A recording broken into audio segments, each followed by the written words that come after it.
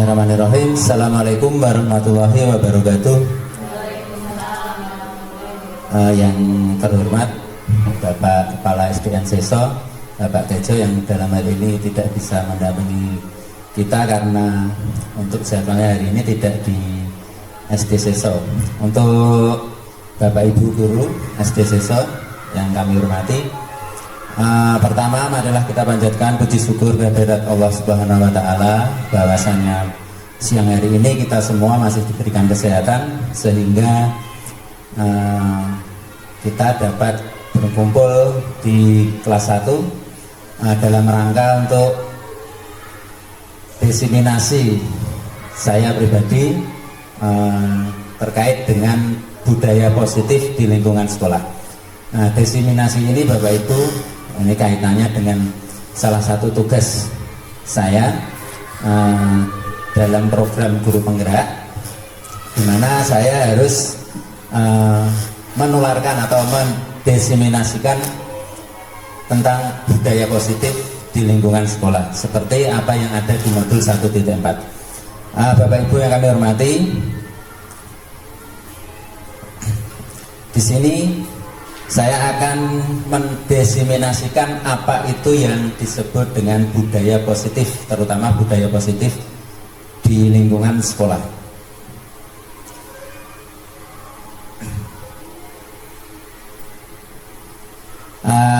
Bapak Ibu, perkenalkan untuk pendamping kami dalam program guru penggerak, ada Bapak Heru Winarno selaku fasilitator, kemudian Bu Mur Khadijah selaku pengajar praktik.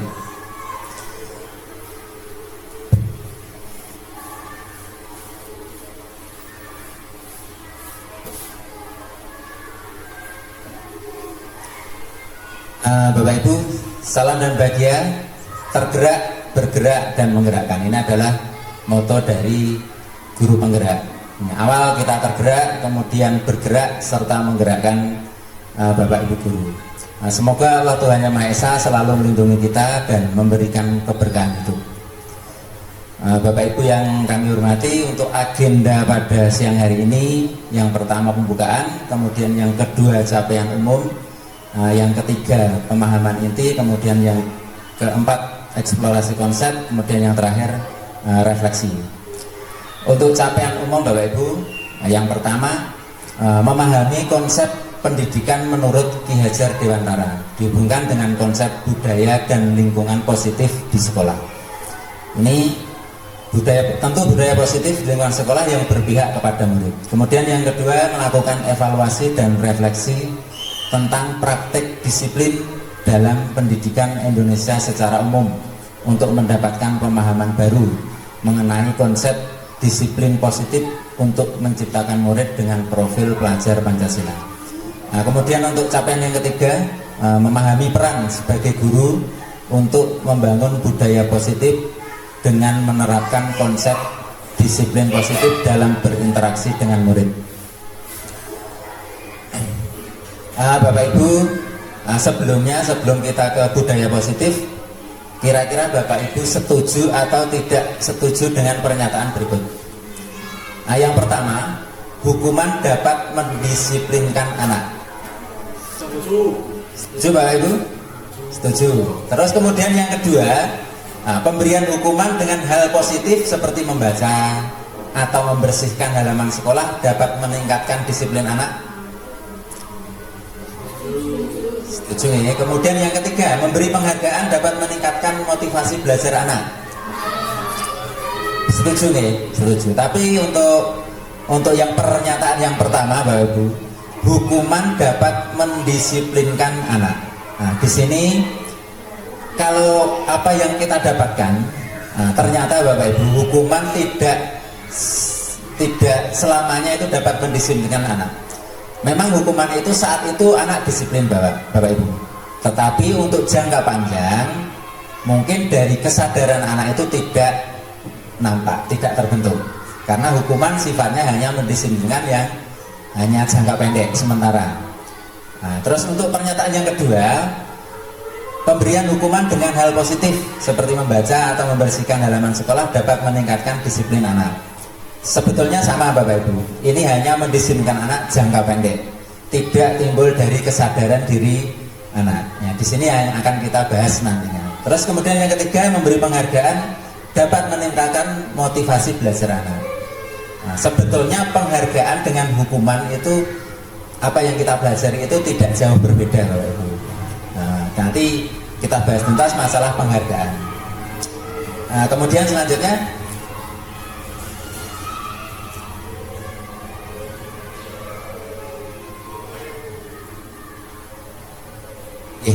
eksplorasi konsep. Bapak Ibu, agenda di siang hari ini kita akan mengeksplorasi beberapa konsep. Yang pertama, disiplin positif dan nilai-nilai kebajikan universal. Kemudian yang kedua, teori motivasi, hukuman dan penghargaan serta restitusi. Nah, kemudian yang 2.3, keyakinan kelas. Terus 2.4, kebutuhan dasar manusia dan dunia berkualitas. Kemudian yang 2.5, restitusi. Nah, 5 posisi kontrol kita sebagai guru nanti akan kami sampaikan. Kemudian 2.6, restitusi. Di sini segitiga restitusi. Nah, sebelum ke segitiga restitusi, Bapak Ibu, terkait dengan ini, memang untuk segitiga restitusi itu cocok atau sesuai kita terapkan bagi anak-anak yang mungkin butuh perhatian. Nah, anak-anak yang mungkin ada masalah, itu kita penerapannya dengan segitiga restitusi yang akan kita bahas nanti. Bapak Ibu, sebelum ke budaya positif, kita cermati dahulu pernyataan berikut Bapak Ibu. Di sini akan kita mencoba dengan kegiatan kepalan tangan. Bapak Ibu, ada A dan B, artinya Anda dan teman Anda Bapak Ibu. Jangan bayangkan. Terus jenengan coba sobek secara kertas kecil. Nah, tuliskan benda atau sesuatu yang sangat berharga untuk Anda. Sesuatu yang sangat berharga, mungkin itu sangat berharga bagi Bapak Ibu. Terus letakkan di salah satu tangan Bapak Ibu. Dan genggam benda itu dengan segala daya. Digenggam kuat. Terus teman Anda B, teman Anda itu berusaha untuk dengan sekuat tenaga, dengan berbagai cara meminta Anda untuk memberikan benda tersebut. Nah, menurut Anda itu kan benda yang sangat berharga. Bisa dengan cara dibujuk, membujuk, mengancam, mengherdik, atau merayu boleh, bahkan menyuap, apa saja agar membuka kepalan tangan Anda. Nah, mungkin apa yang terjadi Bapak Ibu? Kalau mungkin benda itu sangat berharga bagi jenengan, terus diminta dengan rayu, diherdik dan sebagainya, apakah panjenengan memberikan? Apakah panjenengan memberikan? Tidak, jawabannya pasti tidak. Nah, inilah pendekatan yang akan kita berikan kepada murid kita. Mungkin dengan cara-cara supaya bisa sesuai dengan arahan kita.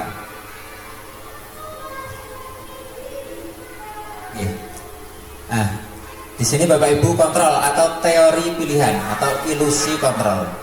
Bapak Ibu, nah di sini ilusi guru mengontrol murid, atau ilusi bahwa kritik dan membuat orang merasa bersalah dapat menguatkan karakter. Kemudian ilusi bahwa semua penguatan positif efektif dan bermanfaat, dan ilusi bahwa orang dewasa itu memiliki hak untuk memaksa. Nah, kalau kita bandingkan Bapak Ibu, teori stimulus respon dengan teori kontrol atau pilihan. Menurut stimulus respon, kita mencoba mengubah orang agar berpandangan sama dengan kita, tetapi berbeda dengan pandangan teori kontrol. Kalau teori kontrol, kita berusaha untuk memahami pandangan orang lain tentang dunia. Nah, begitu juga perilaku buruk dilihat sebagai suatu kesalahan kalau stimulus respon. Kalau menurut teori kontrol, semua perilaku memiliki tujuan. Kemudian orang lain bisa mengontrol saya. Nah, menurut teori kontrol, hanya Anda yang bisa mengontrol diri Anda. Nah, kemudian untuk pemaksaan ada pada saat bujukan gagal, itu menurut stimulus respons. Sedangkan menurut teori kontrol, kolaborasi dan konsensus menciptakan pilihan-pilihan baru. Kemudian model berpikir menang atau kalah menurut stimulus respon. Menurut teori kontrol, model berpikir menang-menang. Kemudian Bapak Ibu terkait dengan disiplin positif, itu adalah penggabungan dari teori kontrol.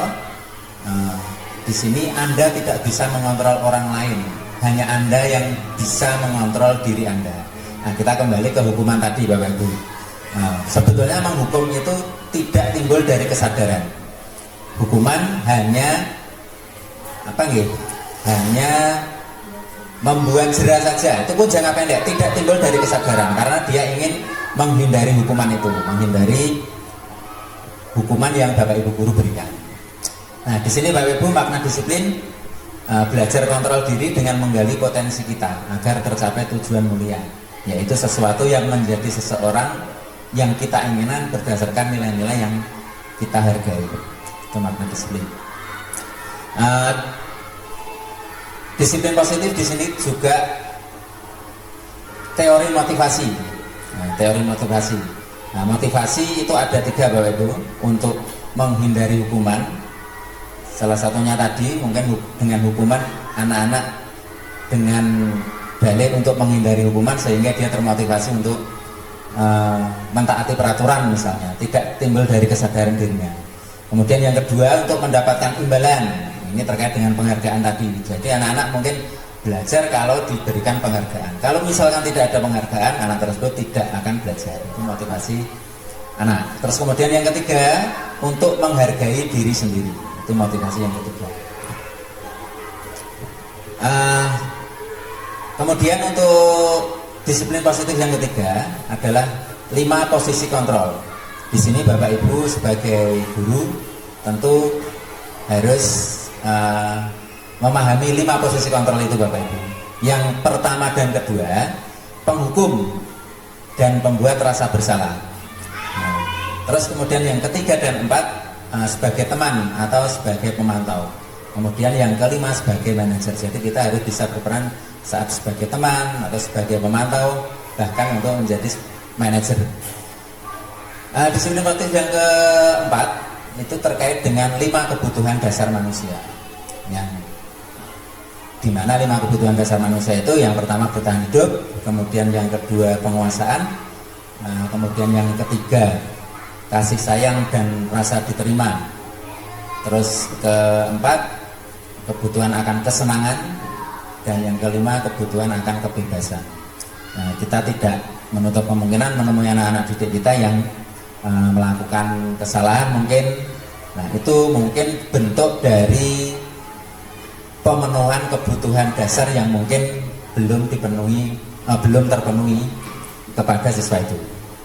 Mungkin dia untuk memenuhi kebutuhan dasarnya.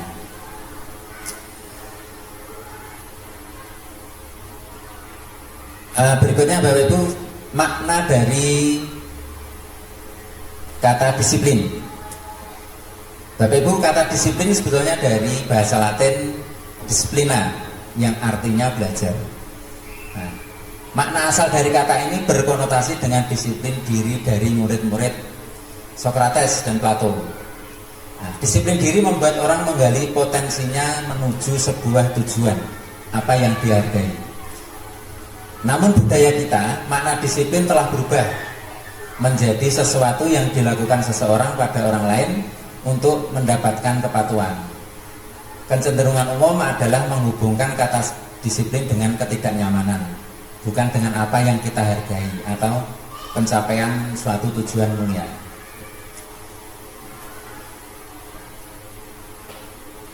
Kemudian nilai-nilai kebajikan universal. Nilai-nilai kebajikan adalah sifat-sifat positif manusia yang merupakan tujuan mulia yang ingin dicapai setiap individu. Nilai-nilai tersebut bersifat universal dan lintas bangsa, suku bangsa, agama maupun latar belakang. Setiap perilaku atau perbuatan memiliki suatu tujuan.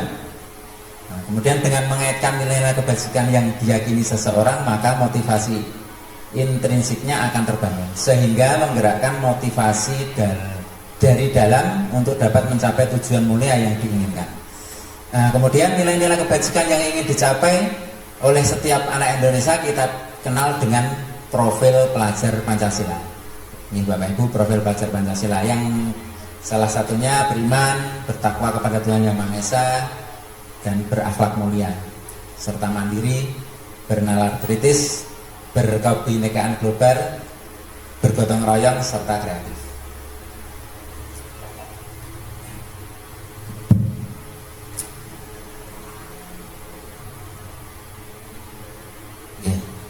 Bapak Ibu, teori kontrol.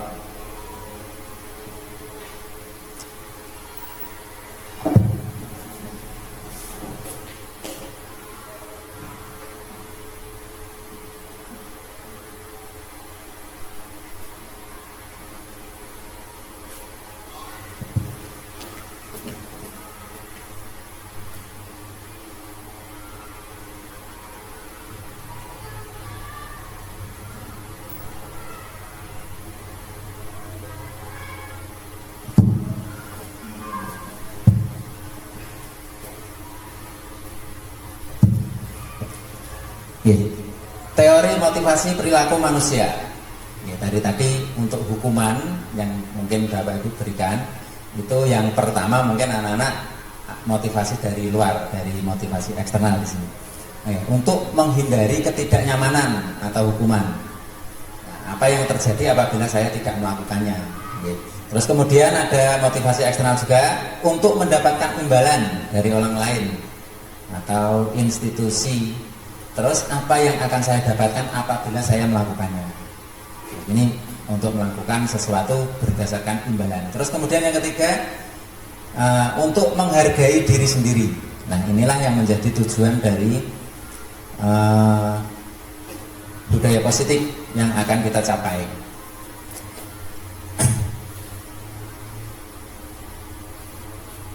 Nah, kemudian Bapak Ibu,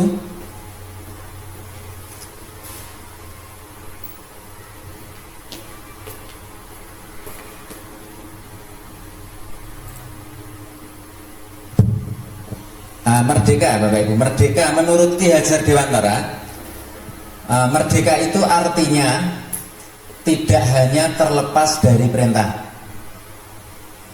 akan tetapi juga cakap buat memerintah diri sendiri. Sebetulnya makna merdeka itu Bapak Ibu, kita mencari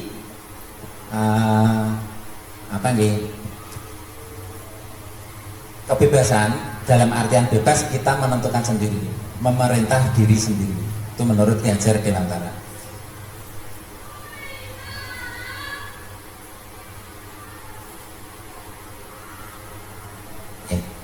Dihukum oleh penghargaan Bapak Ibu. Tadi penghargaan memang itu berpengaruh Bapak Ibu untuk motivasi anak, tapi hanya jangka pendek, tidak timbul dari kesadaran. Dihukum oleh penghargaan, bahwa penghargaan berlaku sama dengan hukuman, dalam arti meminta atau membujuk seseorang melakukan sesuatu untuk memenuhi suatu tujuan tertentu dari orang yang meminta atau membujuk. Dorongannya eksternal dan akan ada faktor ketergantungan. Beberapa dampak dari pemberian penghargaan: pengaruh jangka pendek dan jangka panjang. Terus penghargaan menghukum, penghargaan mengurangi ketepatan. Nah, kemudian penghargaan merusak hubungan dan penghargaan tidak efektif. Contoh begini Bapak Ibu, untuk penghargaan menghukum, contoh sebagai contoh, misalkan kita memberikan penghargaan kepada anak kita, anak didik kita terkait dengan rankingan. Itu memang bagi yang nilainya bagus, mendapat ranking kelas, dia memang sebagai penghargaan. Tapi bagi yang lain itu adalah sebagai penghukum. Karena mungkin anak merasa kok saya tidak juara, itu kan berarti menghukum, secara mental menghukum anak yang tidak mendapatkan juara. Kemudian penghargaan menurunkan kualitas. Nah, penghargaan mematikan kreativitas. Nah, di sini kreativitas mati karena hanya mengharapkan imbalan, tidak tulus dari dasar untuk berkreasi, hanya mengharapkan penghargaan saja. Terus penghargaan mengurangi motivasi intrinsik. Kemudian Bapak Ibu, bentuk program kebajikan atau apresiasi. Dalam memberikan apresiasi atau pengakuan perlu diingat beberapa hal. Yang pertama, beri pengakuan secara khusus. kemudian beri pengakuan secara pribadi, kemudian beri pengakuan kepada semua murid secara bergantian, beri pengakuan secara konsisten dan fokus pada proses. Contoh pengakuan di sini Bapak Ibu, contoh pengakuan atau apresiasi kebajikan. Nah, pembuka kemarin saya perhatikan, nah, itu nilai kebajikan yang ada, mungkin panjenengan sambil menegur anak, terus kemarin itu saya perhatikan itu sudah memberikan nilai kebajikan. Itu rasa empati yang besar sekali kepada anak. Mungkin pada situasi pada saat menolong murid baru di kelas kita, itu sebagai rasa empati guru kepada muridnya. Kemudian dengan pernyataan saya menghargai, nah, itu nilai kebajikan yang ada itu tentang kepedulian. Kemudian situasi mungkin pada saat kamu membantu teman-temanmu di tugas kelompok. Terus apresiasi yang lain, terima kasih untuk, nah ini untuk nilai kebajikannya rasa tanggung jawab. Nah, kemudian mungkin bisa pada situasi pada saat kamu memungut kertas-kertas yang berserakan di lantai. Ya, mungkin ucapan terima kasih kepada guru yang mungkin minta tolong kepada muridnya, itu merupakan nilai kebajikan dari rasa tanggung jawab.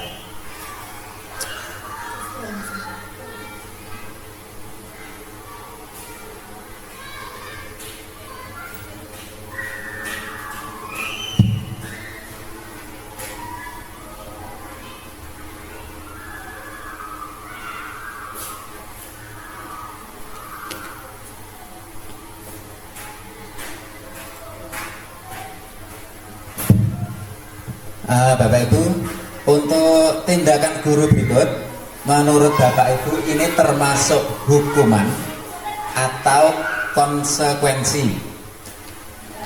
Untuk yang pertama, mencatat 100 kali di dalam buku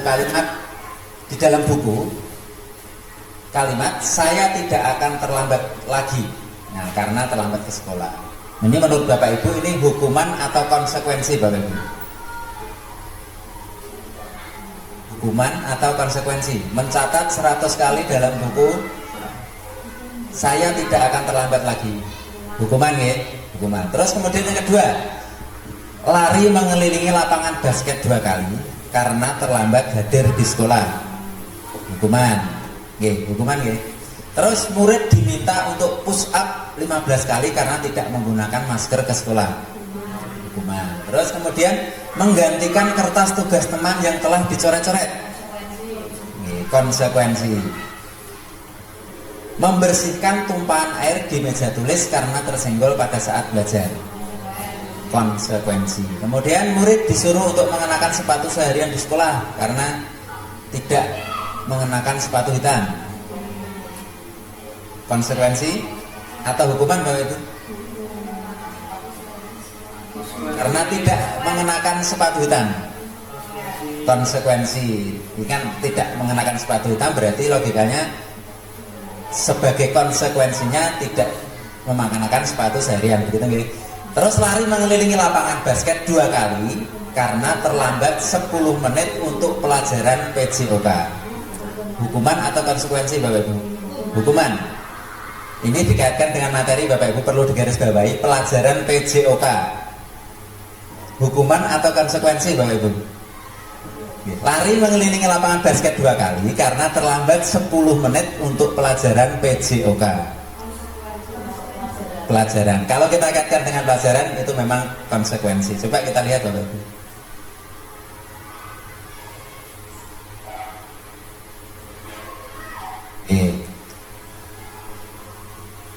Konsekuensi. Mencatat 100 kali hukuman, betul Bapak Ibu, itu hukuman. Di sini sebetulnya tidak ada kaitannya dengan keterlambatan anak. Hukuman. Lari mengelilingi lapangan basket 2 kali juga hukuman. Betul. Untuk murid disuruh push up 15 kali juga hukuman. Terus menggantikan kertas tugas teman yang telah dicoret-coret. Nah, itu adalah bentuk konsekuensi karena anak tersebut telah mencoret-coret kertas tugas temannya. Kemudian membersihkan tumpahan air di meja juga konsekuensi. Terus murid disuruh untuk tidak mengenakan sepatu seharian di sekolah karena tidak mengenakan sepatu hitam, ini adalah bentuk hukuman. Kemudian yang terakhir tadi Bapak Ibu, lari mengelilingi lapangan basket 2 kali karena terlambat 10 menit untuk pelajaran PJOK. Ini konsekuensi, bukan hukuman. Nah, kemudian untuk perbedaan antara hukuman dan konsekuensi Bapak Ibu. Nah, kalau hukuman itu sesuatu yang menyakitkan, sesuatu yang menyakitkan harus terjadi. Itu kalau kita menghukum, kalau hukum. Terus untuk konsekuensi, sesuatu yang harus terjadi. Nah, ini anak dengan sadar, oh memang itu harus terjadi dan konsekuensinya apa gitu. Terus untuk hukuman itu membuat anak sakit, membuat anak sakit fisik maupun hati ya, untuk jangka waktu yang lama. Mungkin kalau kita menghukum itu akan terbawa sampai anak tersebut dewasa, akan selalu ingat saya dihukum Pak Guru ini gitu. Itu akan jangka waktu yang lama. Kalau konsekuensi membuat anak merasa tidak nyaman dalam waktu jangka pendek. Terus anak membenci kedisiplinan. Kalau konsekuensi anak menghargai disiplin. Nah, kemudian kalau hukuman itu sifatnya paksaan, kalau konsekuensi itu stimulus atau tanggapan. Nah, kemudian untuk hukuman mendorong anak menyakiti diri sendiri. Sedangkan untuk konsekuensi mendorong anak agar mudah menyesuaikan diri. Nah, kemudian untuk hukuman konsep diri yang buruk. Nah, untuk konsekuensi konsep diri yang baik. Nah, kemudian anak belajar untuk menyembunyikan kesalahan kalau hukuman. Sedangkan konsekuensi anak belajar untuk mematuhi peraturan. Nah, hukuman marah, rasa bersalah, dipermalukan, merasa tak dihargai. Sedangkan konsekuensi itu kehilangan hak, dibuat tidak nyaman, diasingkan untuk sementara. Ini Bapak Ibu perbedaan antara hukuman dan konsekuensi.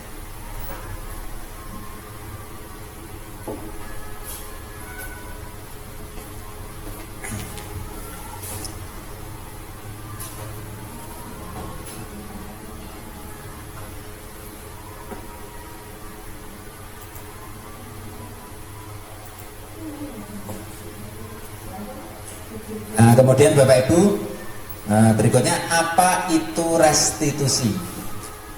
Nah, di sini Bapak Ibu kita kenalkan apa itu restitusi. Restitusi adalah proses menciptakan kondisi bagi murid untuk memperbaiki kesalahan mereka, sehingga mereka bisa kembali pada kelompok mereka dengan karakter yang lebih kuat.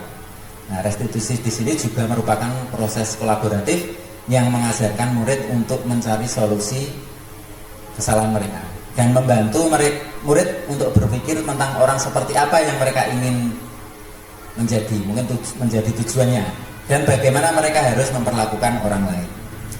Ini Bapak Ibu restitusi.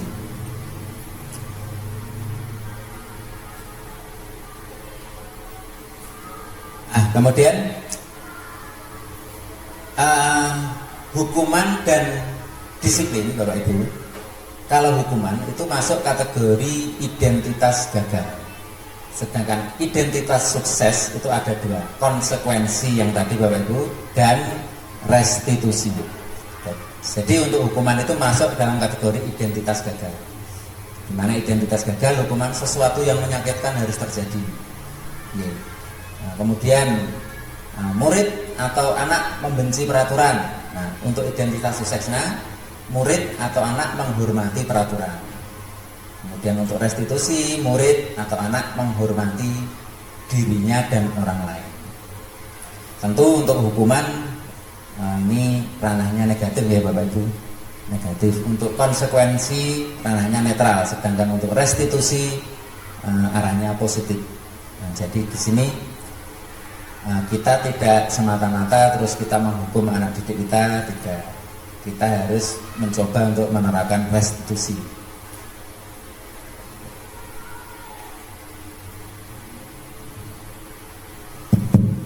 Oke, Bapak Ibu, ciri-ciri restitusi.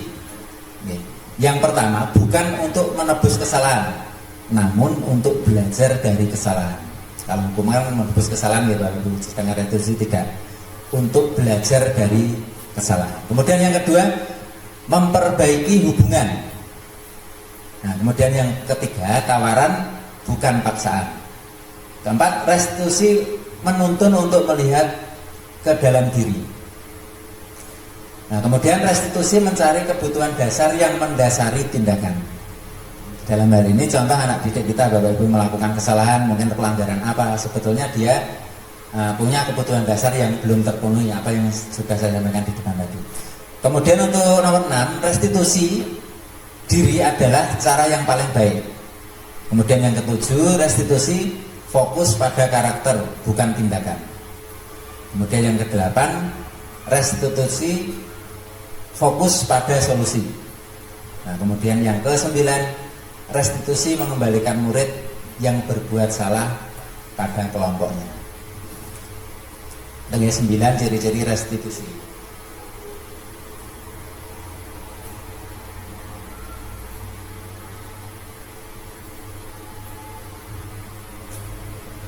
Okay.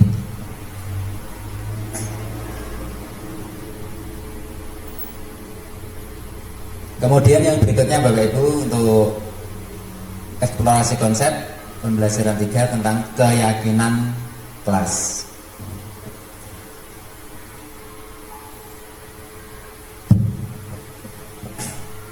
Bapak Ibu, mengapa tidak peraturan saja?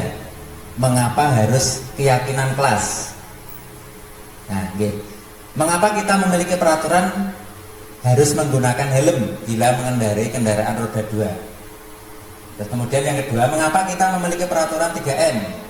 Menggunakan masker, mencuci tangan, dan menjaga jarak 1,5 meter minimal.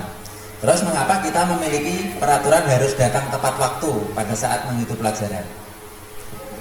Nah, untuk mendukung motivasi intrinsik, kembali ke nilai-nilai atau keyakinan-keyakinan lebih menggerakkan seseorang dibandingkan mengikuti serangkaian peraturan-peraturan. Kalau kita bicara peraturan, Bapak Ibu, pasti sifatnya memaksa, tidak kesadaran. Misalkan, mengapa kita menggunakan helm, peraturan kita menggunakan helm, kok tidak kita kesadaran menggunakan helm demi keselamatan? Nah, itu yang akan kita gali, Bapak Ibu. Nah, demi keselamatan menggunakan 3M, peraturan 3M, menggunakan masker, menjaga jarak 1,5 meter, itu kalau kesadaran dari dalam itu demi keselamatan, mungkin tidak ke peraturan yang sifatnya memaksa. Berikutnya Bapak Ibu, budaya positif. Nah, budaya positif di sini ada, di dalamnya ada lingkungan positif. Nah, kemudian keyakinan kelas dan peraturan kelas. Nah, perbedaan peraturan kelas dengan keyakinan kelas, sebetulnya keyakinan kelas beranjak dari peraturan kelas. Nah, maksudnya keyakinan kelas itu beranjak dari peraturan kelas. Hanya bahasanya kita perhalus Bapak Ibu untuk menciptakan keyakinan kelas.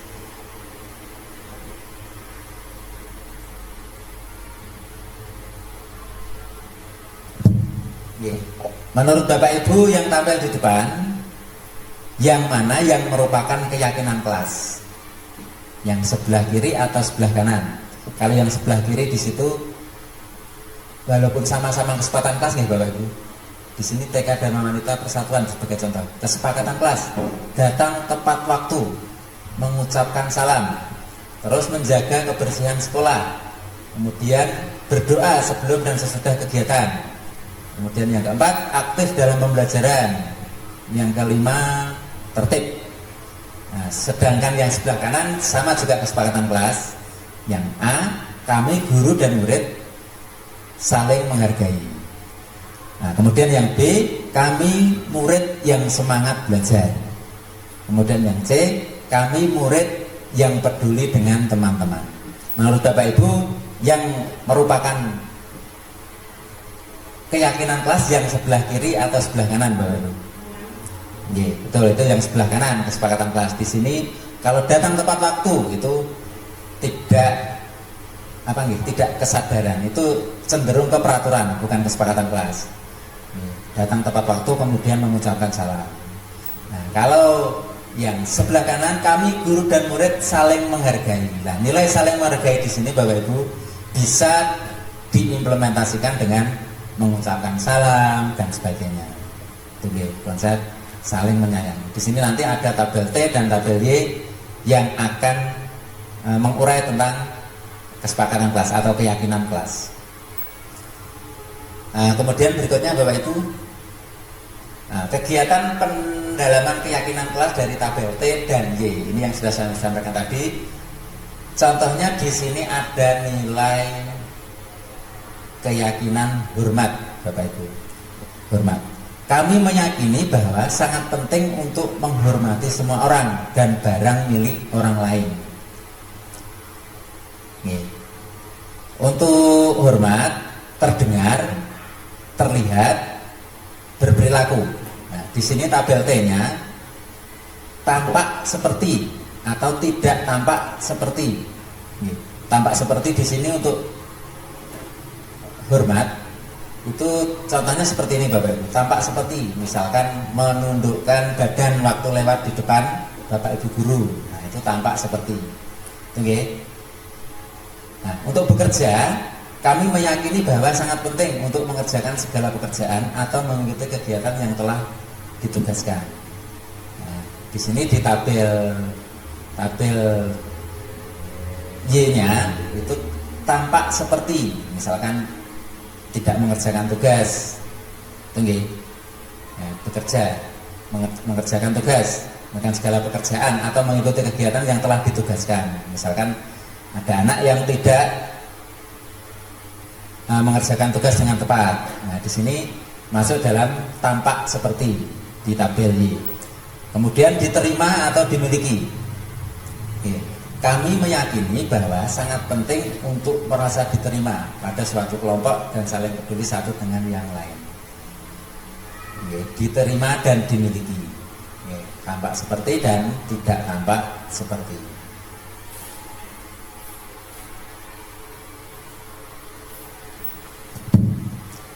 Ini yang sudah saya sampaikan tadi.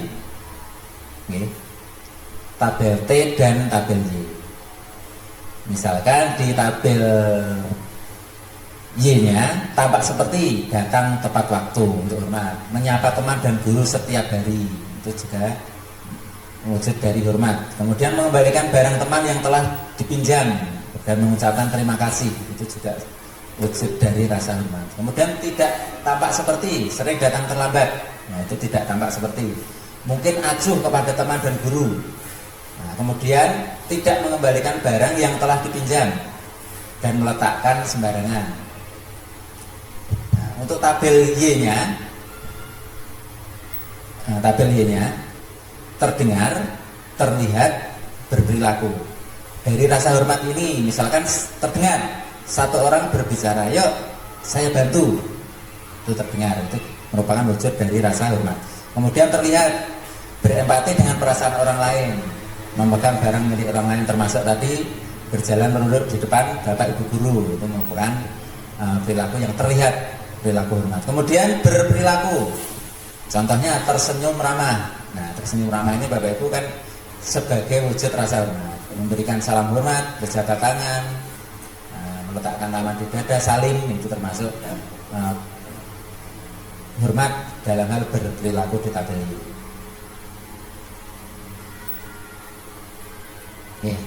Bapak Ibu, terkait dengan peraturan dan keyakinan kelas, kira-kira panjenengan lebih setuju peraturan atau keyakinan kelas, Bapak Ibu?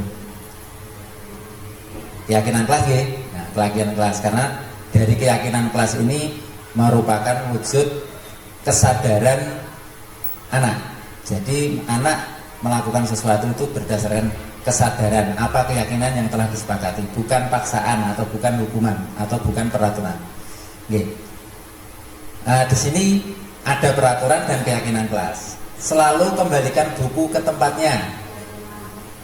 Nah, nanti wujud keyakinan kelasnya apa? Terus dilarang mengganggu orang lain. Nah, hadir di sekolah 15 menit sebelum pembelajaran dimulai. Nah, kemudian dilarang melakukan kekerasan, dilarang menggunakan narkoba bergantian atau menunggu giliran, kemudian gunakan masker, jangan berlari di kelas atau koridor. Ini merupakan bentuk dari peraturan. Nah, kira-kira keyakinan kelas yang harus kita sepakati apa gitu ya. Contoh misalkan selalu kembalikan buku ke tempatnya. Nah, keyakinan kelas yang harus disepakati tentang tanggung jawab. Nah, tanggung jawab itu maknanya sudah selalu kembalikan buku ke tempatnya, bisa memaknai itu. Terus menghormati orang lain. Kalau peraturan dilarang mengganggu orang lain. Kalau keyakinan kelas menghormati orang lain. Kemudian hadir di sekolah 15 menit sebelum pembelajaran dimulai. Nah, bentuk keyakinan kelas bisa kita ubah menjadi menghormati orang lain atau berkomitmen. Terus peraturan lagi dilarang melakukan kekerasan. Nah, bisa kita ubah dalam keyakinan kelas keselamatan, menghormati orang lain. Nah, kemudian dilarang menggunakan narkoba. Nah, untuk keyakinan kelas kesehatan. Nah, bergantian atau menunggu giliran. Untuk keyakinan kelas menghormati orang lain, bersabar. Tuh. Untuk peraturan gunakan masker bisa kita ubah ke keyakinan kelas kesehatan, keselamatan. Nah, begitu juga dengan peraturan jangan berlari di kelas atau koridor. Nah, keyakinan kelas bisa kita wujudkan dalam bentuk keselamatan atau keamanan. Ya, untuk selanjutnya Bapak Ibu,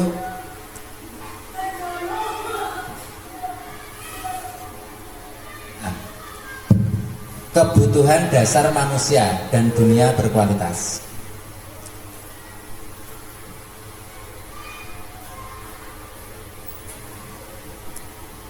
Kebutuhan dasar manusia dibagi menjadi 5 Bapak Ibu. Kebutuhan akan kasih sayang dan rasa diterima, itu yang pertama. Yang pertama, yang prinsip yang pokok kebutuhan dasar manusia adalah bertahan hidup. Nah, kemudian penguasaan, kebebasan, kesenangan. Di mana kebutuhan-kebutuhan ini yang berusaha untuk dipenuhi. Mungkin anak didik kita melakukan pelanggaran, mungkin salah satunya memenuhi kebutuhan dasarnya. Contohnya ini rasa kasih sayang dan rasa diterima. Mungkin dari rumah tidak didapatkan sehingga anak itu mencari kasih sayang dan perhatian itu di sekolah. Mungkin dengan berulah membuat supaya diperhatikan. Salah satunya seperti itu Bapak Ibu. Terkait dengan kebutuhan dasar manusia. Terus selanjutnya Bapak Ibu, posisi kontrol. Dimana di depan tadi sudah sedikit saya singgung masalah posisi kontrol. Kita sebagai guru mempunyai 5 posisi kontrol. Yang pertama adalah penghukum. Di sini ranahnya identitas gagal Bapak Ibu. Kalau kita sebagai penghukum di sini identitas gagal dikelompokkan dalam identitas gagal. Penghukum, kemudian pembuat rasa bersalah. Kemudian yang berikutnya identitas berhasil atau sukses. Gitu nggih. Sebagai teman atau sebagai pemantau.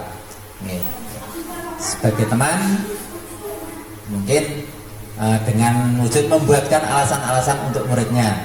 Nah, ayolah lakukan ini demi ibu, contoh itu sebagai teman. Terus kemudian sebagai pemantau. Nah, di sini termasuk dalam identitas berhasil atau sukses. Kemudian sebagai manajer, Bapak Ibu, kita juga sebagai manajer, sebagai Bapak Ibu guru, di sini termasuk dalam identitas berhasil atau sukses.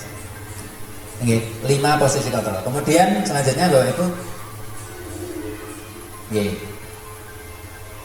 ada pernyataan saya kecewa sekali dengan kamu. Nah, ini termasuk membuat orang merasa bersalah. Oke. Kamu tidak pernah belajar melakukannya, kamu tidak pernah benar melakukannya. Ini kita sebagai penghukum. Ayolah lakukan demi ibu atau bapak. Nah, itu kita sebagai teman Bapak Ibu, posisi kontrol kita sebagai teman. Kemudian, apakah kamu mau mendapatkan stiker bintang hari ini? Nah, itu sebagai pemantau. Nah, kemudian bagaimana kamu bisa menyelesaikan masalah ini? Nah, itu kita sebagai manajer, kita hanya mengontrol anak supaya dia menyelesaikan masalahnya sendiri. Kita hanya berperan sebagai manajer. Terus kamu selalu yang paling terakhir. Nah, itu kita posisi kontrol sebagai penghukum. Selanjutnya Bapak Ibu, segitiga restitusi. Nah, Bapak Ibu, untuk segitiga restitusi di sini, ini menurut saya pribadi adalah yang paling tepat apabila kita menghadapi anak-anak yang bermasalah, Bapak Ibu. Ini penerapan segitiga restitusi adalah yang paling bagus. Untuk segitiga restitusi, Bapak Ibu, di sini dibagi menjadi 3 sisi, Bapak Ibu. Nah, yang pertama menstabilkan identitas.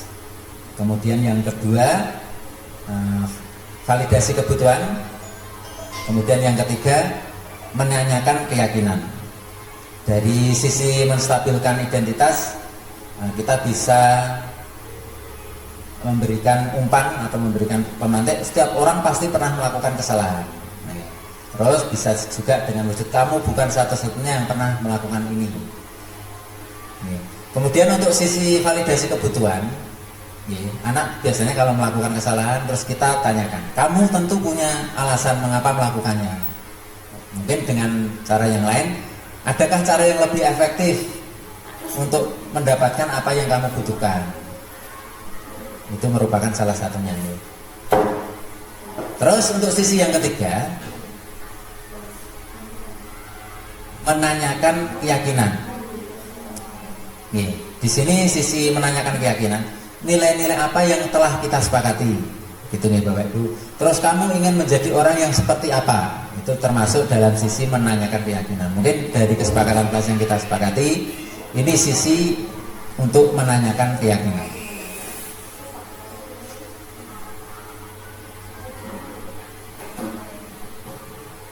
Untuk selanjutnya menstabilkan identitas. Contoh tadi Bapak Ibu, untuk menstabilkan identitas, ini untuk membuat anak merasa gagal.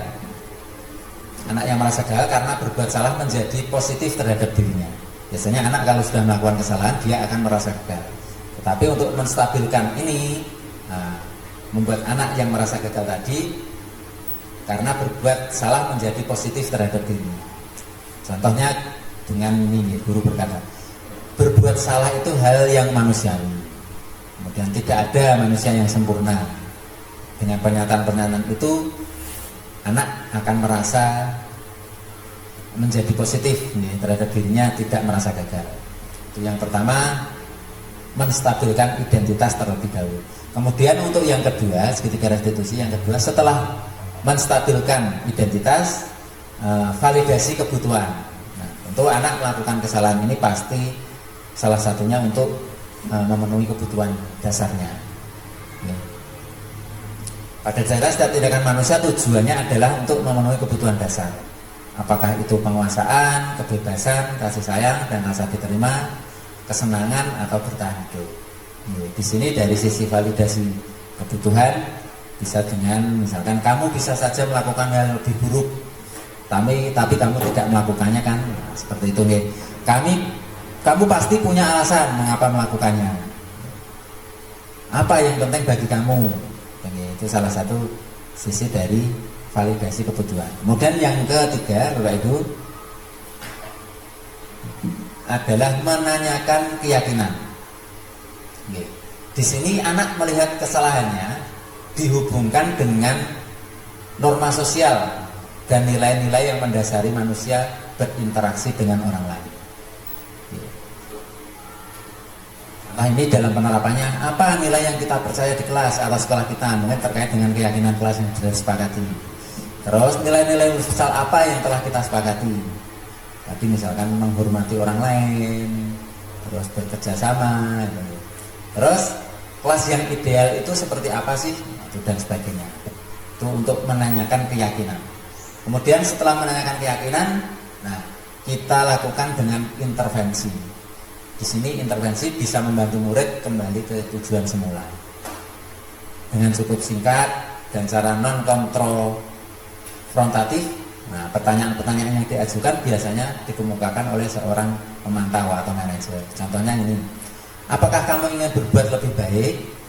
Nah, terus kemudian, apakah saat ini kamu sedang menjadi orang yang sedang kamu inginkan? Ini, itu nanti selama 30 detik kita intervensi anak-anak itu supaya apa yang menjadi tujuan restitusi tadi tercapai gitu Bapak Ibu. Tidak, kedepannya tidak akan terulang lagi.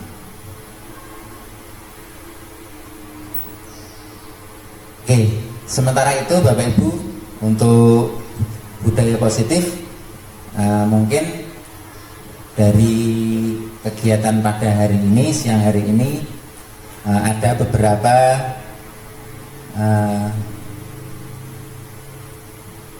refleksi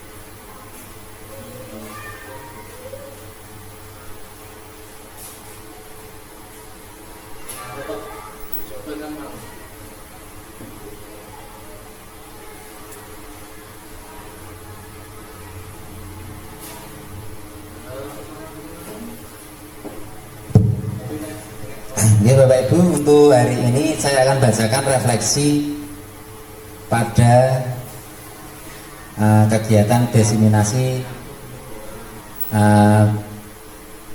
budaya positif di sekolah. Untuk refleksi Bapak Ibu, hal baru yang mengubah paradigma saya dapatkan yaitu pada materi 5 posisi kontrol. Guru sebagai penghukum, pembuat rasa bersalah, sebagai teman, pemantau, dan juga sebagai manajer. Kemudian di sini saya yang dulu sering menempatkan posisi sebagai penghukum atau pembuat rasa bersalah menjadi tercerahkan untuk menempatkan posisi sebagai teman, sebagai pemantau, utamanya sebagai manajer. Ini Bapak Ibu. Ketika mempelajari segitiga restitusi, saya pun mendapat ilmu baru. Nah, selama ini mungkin saya pernah menerapkan segitiga restitusi dalam menyelesaikan masalah, namun belum secara keseluruhan karena belum adanya pengetahuan terkait segitiga restitusi itu sendiri. Kemudian saya akan mulai dari diri saya untuk menerapkan segitiga restitusi dalam menyelesaikan permasalahan yang terjadi di sekolah melalui ketiga tahapan, yaitu menstabilkan identitas, validasi tindakan yang salah, sampai menanyakan keyakinan untuk mendapatkan solusi terbaik. Kemudian refleksi yang kedua, perasaan yang muncul selama mengikuti sesi ini, khususnya mengenai makna disiplin, yaitu saya jadi mengetahui bahwa makna disiplin itu sendiri bukan hanya sekedar patuh pada peraturan atau memaksa anak patuh pada peraturan, namun mengubah mindset saya bahwa disiplin itu sendiri artinya adalah belajar dan juga membuat orang lain menggali potensinya menuju sebuah tujuan apa yang dihargai. Nah, terkait materi motivasi intrinsik, saya sangat tertarik. Saya jadi tahu akan motivasi intrinsik dan ekstrinsik, di mana motivasi ekstrinsik yang merupakan motivasi dari luar, misalnya untuk menghindari hukuman dan mendapat imbalan. Sedangkan motivasi intrinsik merupakan motivasi dari dalam diri murid itu sendiri. Kemudian sehingga motivasi intrinsik akan berdampak panjang sebagai bekal kehidupannya kelak di masa mendatang, yang merupakan tujuan dari disiplin positif itu sendiri. Oke, Bapak Ibu, demikian untuk diseminasi budaya positif pada siang hari ini. Sebelumnya saya ucapkan terima kasih. Semoga apa yang sudah saya sampaikan tadi memberikan manfaat untuk kita semua. Begitu Bapak Ibu, terima kasih atas waktunya. Saya kira cukup. Ada kata salah ucap, saya mohon maaf. Terima kasih. Assalamualaikum warahmatullahi wabarakatuh.